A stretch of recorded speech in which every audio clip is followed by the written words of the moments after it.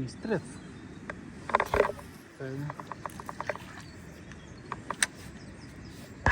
Era șoșoacă.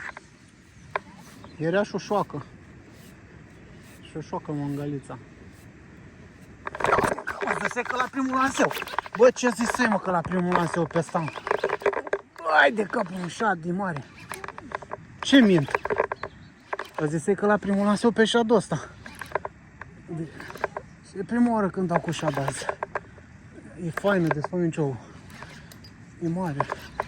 Hai de capul, ce grea. E mare, o. Du-te acolo. Nu se ridică, o, ești nebună. Hai de capul. Mamă, ce grea e, bă. Băi, ce grea e. Stai că nici nu văzui. Hai de capul meu. Mamă, ce ciu. E mare. E mare, Gino. E mare, e mare.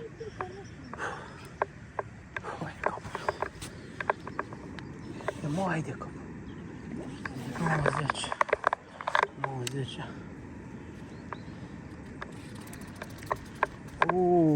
Fetița. Băi, dar ce ciocan de te. Hai.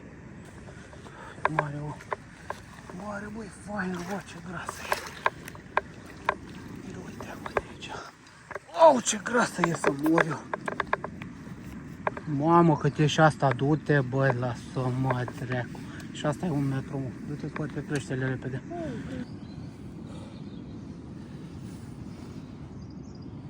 Cum se îmbeznă, schimbarea comportamentul.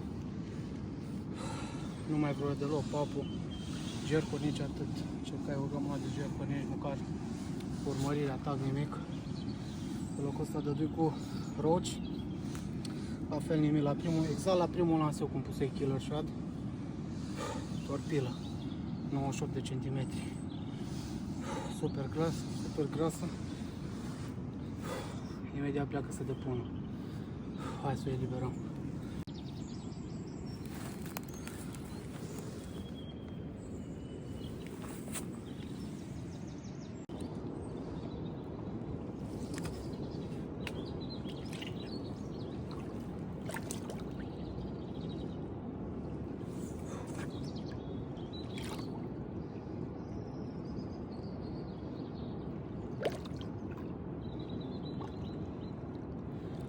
...98 de centimetri.